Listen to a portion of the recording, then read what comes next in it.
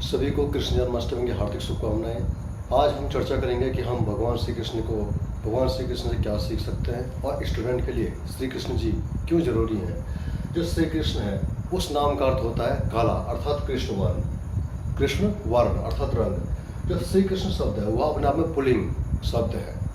और जो श्री कृष्णा, कई बार कुछ लोग श्री कृष्ण को इंग्लिश में कृष्णा भी कह लेते हैं। जो कृष्णा शब्द है वह आंग्ल भाषा का शब्द है कृष्णा, और दूसरा पुल्लिंग शब्द है, और तीसरा जो कृष्ण शब्द है वह द्रौपदी को संबोधित किया जाता है। द्रौपदी कौन थी?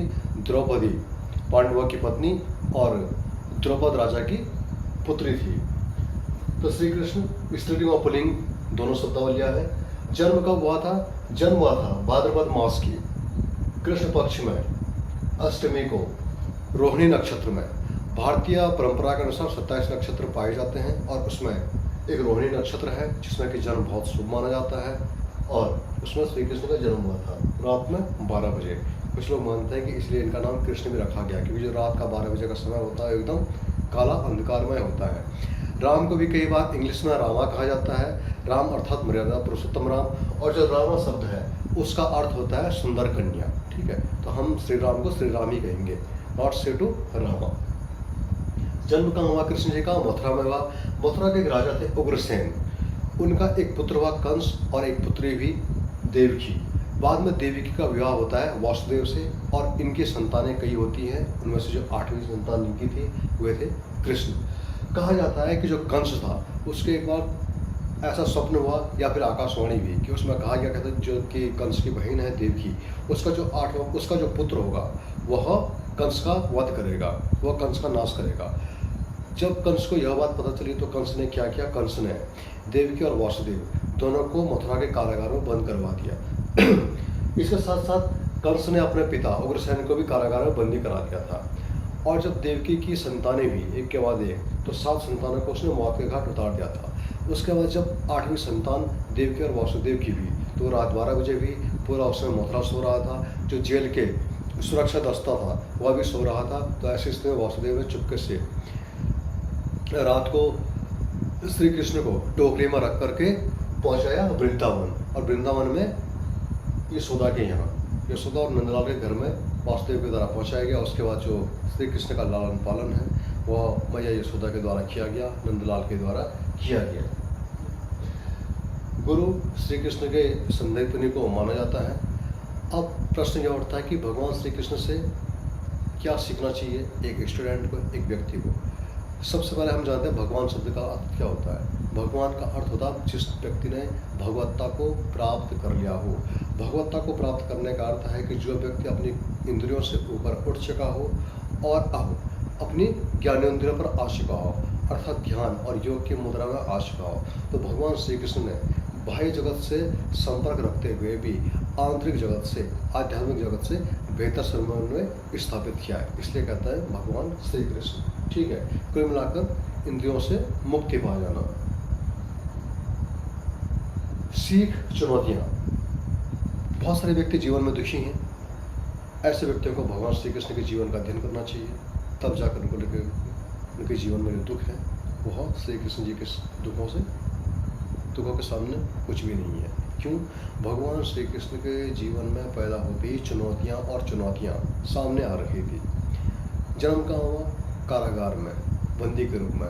रात को चुपके से उठाकर ले जाया गया मथुरा से वृंदावन। ठीक, उसके बाद जब वृंदावन पहुंचे वहाँ पे सुरक्षित नहीं थे। कंस ने कई राक्षसों को वहाँ श्री कृष्ण का नाश करने के लिए भेजा। पूतना नामक राक्षस के बारे में आपने सुना होगा। लेकिन इन समस्याओं से श्री कृष्ण ने हंस करके, बिना किसी तनाव के, बिना किसी परेशानी के निजात पाई। तो हमें भी यही सीखना है ज़िंदगी में, हमेशा कष्टों का सामना करने के लिए तैयार रहना है, चुनौती का सामना करने के लिए तैयार रहना है। क्योंकि जीवन एक चुनौती है। जिसकी ज़िंदगी में चुनौती नहीं है उसकी ज़िंदगी वास्तव में कोई ज़िंदगी नहीं है। जीवन में चुनौतियों का होना जीवंतता का प्रतीक है, जीवित व्यक्ति का प्रतीक है। चुनौतियाँ केवल मरे हुए व्यक्ति के ही ज़िंदगी में नहीं होती है, क्योंकि उसकी ज़िंदगी में ज़िंदगी होती ही नहीं है। भगवान श्री कृष्ण के एक मित्र थे, उनका नाम आपने सुना होगा सुदामा। उनकी ज़िंदगी में कोई चुनौती नहीं थी, इसलिए वो भी श्री कृष्ण के समान महान नहीं है या नहीं थे। तो चुनौतियाँ ही आपको महान बनाने का अवसर पैदा करती है। यदि श्री राम जंगल नहीं जाते तो श्री राम कभी भी मर्यादा पुरुषोत्तम या भगवान राम नहीं बन पाते और आज इतिहास उनको नहीं जानता। तो चुनौतियाँ ही आपके व्यक्तित्व को और बेहतर रूप से आपके सामने लाती हैं। जन्म कारागार में हुआ, यह भी अपने आप में एक चुनौती थी। ठीक है। शत्रु कौन? रिश्तेदार। कंस कौन है? मामा है। ठीक है। शिशुपाल कौन है? शिशुपाल मेरा भाई। ठीक।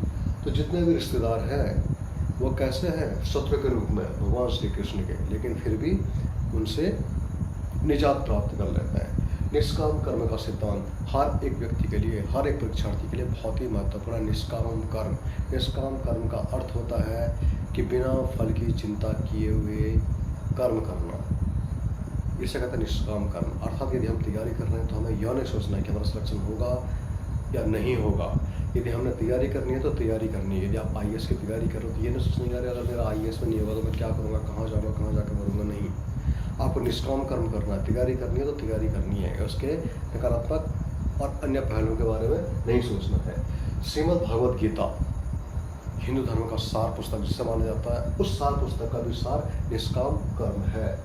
और श्रीमद् भगवद गीता के बारे में कहता है कि वह वेदव्यास द्वारा रचित है। समय, श्री कृष्ण जी ने जिंदगी में सबसे कीमती समय को माना, संपत्ति को नहीं। तो दुनिया में सबसे कीमती क्या है? समय। एक अमीर व्यक्ति के लिए सबसे कीमती है समय और गरीब व्यक्ति के लिए सबसे कीमती है संपत्ति, धन, पैसा। अगला हम क्या सीख सकते हैं श्री कृष्ण जी से? रणनीति। रणनीति आपको बताएगी कि युद्ध जो जीता जाता है वह शक्ति के बल पर नहीं बल्कि कौशल के बल पर जीता जाता है। यदि आपने महाभारत पढ़ी होगी या महाभारत के बारे में सुना होगा तो आपने देखा होगा कि बड़े बड़े योद्धा किस तरह से श्री कृष्ण ने उनको धूल चटाई। भीष्म पितामह के बारे में आप जानते होंगे, उनको हराना असंभव था, लेकिन फिर भी श्री कृष्ण के बताए हुए रास्ते पर चलकर अर्जुन ने उनको आसानी से हरा दिया। द्रोणाचार्य दुनिया के सर्वश्रेष्ठ धनुर्धर को जिन्होंने सिखाया था, उनको अंततः श्री कृष्ण जी के द्वारा मात दी जाती है। किस तरह से? शक्ति के बल पर नहीं, कौशल के बल पर। तो हमें ध्यान रखना, तैयारी अगर करनी है तो कौशल देखना है, यह नहीं देखना है कि बस हमें पढ़ते ही जाना है। तो रणनीति महत्वपूर्ण है, कौशल महत्वपूर्ण है, शक्ति, धैर्य, अपार धैर्य के प्रतीक है भगवान श्री कृष्ण। शिशुपाल गालियाँ पर गालियाँ देता जाता है, लेकिन भगवान श्री कृष्ण अपनी मैया से वचन दिए थे कि 100 गालियों तक हम शिशुपाल में कुछ नहीं करेंगे, और 100 गालियों तक हंसते हंसते सह लिया। बीच बीच में बताया भी शिशुपाल को कि शिशुपाल तुम्हारी गालियाँ बहुत ज़्यादा हो रही है, 100 तक मैं तुम्हें कुछ नहीं कहूँगा। जिस दिन 101 हो जाएगी उस दिन सुदर्शन चक्र चल जाएगा। अपार धैर्य का प्रतीक ये कब हो सकता है? जब आपका मन मजबूत होगा। महाभारत का युद्ध चल रहा है और भगवान श्री कृष्ण आराम से उपदेश दे रहे हैं अर्जुन को। ठीक है। तो ये कब हो सकता है? जब आपके अंदर अपार धैर्य हो, आप धैर्यवान हो। यदि आप तैयारी कर रहे हैं तो धैर्य बना के रखिए। 1 साल में सिलेक्शन नहीं हो रहा तो धैर्य रखिए, आज नहीं तो कल आपको सफलता अवश्य मिलेगी। मुस्कुराहट। जिंदगी में चाहे कितनी भी परेशानियां आए, मुस्कुराते रहिए, सीखिए कृष्ण जी से, क्योंकि यदि आप उन समस्याओं से डर जाएंगे तो फिर भी आप उनका समाधान प्रस्तुत नहीं कर पाएंगे। ठीक है। यदि भूकंप आना ही आना है, एक दिन जाना ही जाना है, तो क्या हम गम में रहेंगे तो क्या फिर हमारे दिन बढ़ जाएंगे? नहीं। दिन यदि आप लिखा के 10 आए हैं तो चाहे आप हंस के जिए, चाहे आप रो के जिए, 11वां दिन नहीं मिलेगा। मोह माया का परित्याग। खाली हाथ आए थे खाली हाथ जाएंगे, इस तरह की अवधारणा रखते थे। इतने बड़े शासक, इतने बड़े राजा, चतुरंगनी सेना जिनके पास हुआ करती थी, फिर भी राजा होने के बावजूद भी अपनी सेना का परित्याग किया। सेना कौरवों को सौंप दी और रथ चलाया इसका, पांडवों का। ठीक है। भगवत्ता को प्राप्त करना अर्थात इंद्रियों पर विजय पाना और ध्यान और योग पर बल देना। सामंजस्य, एक बहुत ही बेहतर सामंजस्य बाह्य जगत और आंतरिक जगत के मध्य श्री कृष्ण भगवान जी के द्वारा प्रस्तुत किया गया। अर्थात हम उनकी इस भौतिकवादी जगत में अटखेलियों के बारे में पर्याप्त वर्णन पाते हैं, तो आध्यात्मिक जगत में भी एक उच्चतम आदर्श के रूप में उन्हें हम देखते हैं। तो हम सभी के लिए संदेश भगवान श्री कृष्ण जी की ओर से जो सीखने का प्रयास करें।